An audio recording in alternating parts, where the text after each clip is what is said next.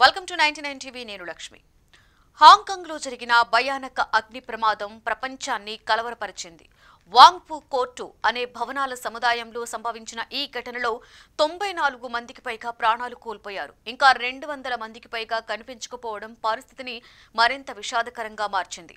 72 మంది ఆసుపత్రుల్లో చికిత్స పొందుతున్నారని అధికారులు తెలిపారు. ప్రమాదం జరిగిన గంటల తర్వాత కూడా సహాయక చర్యలు కొనసాగుతూనే ఉన్నాయి.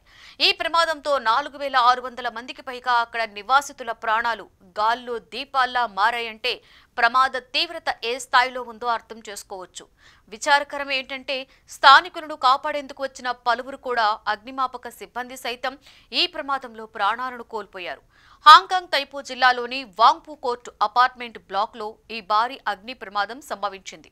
ప్రమాదం జరిగిన కాంప్లెక్స్ లో దాదాపుగా 5000 మంది జనాభా ఉన్నారు. ఈ అపార్ట్మెంట్ సముదాయంలో మొత్తంగా 8 భవనాలు ఉన్నాయి. 700 మందికి పైగా అగ్నిమాపక సిబ్బంది ఈ భారీ మంటలను అదుపులోకి తెచ్చేందుకు ప్రయత్నిస్తున్నారు.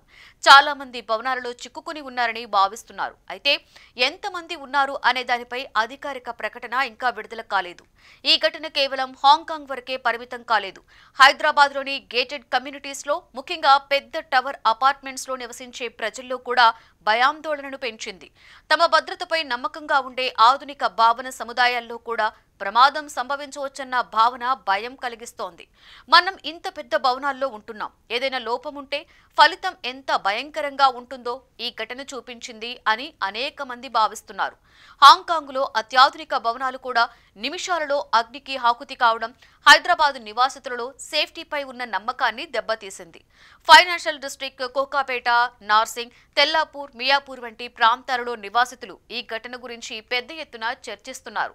సాధారణంగా హైదరాబాద్ లో అగ్ని ప్రమాదాలు షార్ట్ సర్క్యూట్స్ వల్ల ఎక్కువగా జరుగుతుంటాయి. కానీ 30 నుండి 50 అంతస్తుల భవనాలలో ఒకేసారి మంటలు వ్యాపిస్తే ఏమవుతుంది అన్న ప్రశ్న ఇప్పుడు అనేక కుటుంబాల హృదయాలలో నిలిచిపోయింది.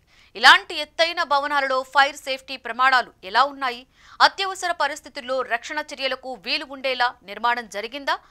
ఫైరింగ్ అలారంలు, స్ప్రింక్లర్లు, ఎమర్జెన్సీ ఎగ్జిట్లు సమర్థవంతంగా పనిచేస్తున్నాయా వంటి ప్రశ్నలు మరింత ప్రాముఖ్యతను పొందాయి. హాంకాంగ్ సంఘటన తరువాత హైదరాబాద్ నివాసితులు, బిల్డర్లు అనేక అంశాలపై ఫోకస్ పెట్టారు. భవనాల భద్రతా ప్రమాణాలను పరిశీలించడం, లోపాలను గుర్తిస్తే వెంటనే సరిచేయడం, అగ్ని నియంత్రణ పరికరాలను పరీక్షించడం వంటి చర్యలు తక్షణమే చేపట్టవలసిన అవసరం ఏర్పడింది. ఈ ప్రమాదం ప్రతి నగరానికి ఒక హెచ్చరికలా మారింది.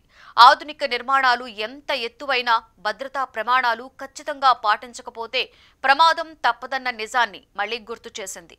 క్షుణ్ణంగా చెప్పాలి అంటే హాంకాంగ్లోని ఈ ఘటన భవనాల భద్రతను తిరిగి పరిశీలించేలా అందరినీ మేల్కొల్పింది. హైదరాబాద్ వంటి వేగంగా పెరుగుతున్న మెట్రో నగరాలలో ఇలాంటి ఘోర ప్రమాదాలు జరగకుండా ఉండాలి అంటే ప్రజలు, బిల్డర్లు కలిసి మరింత చైతన్యంగా వ్యవహరించవలసిన అవసరం స్పష్టంగా కనిపిస్తోంది.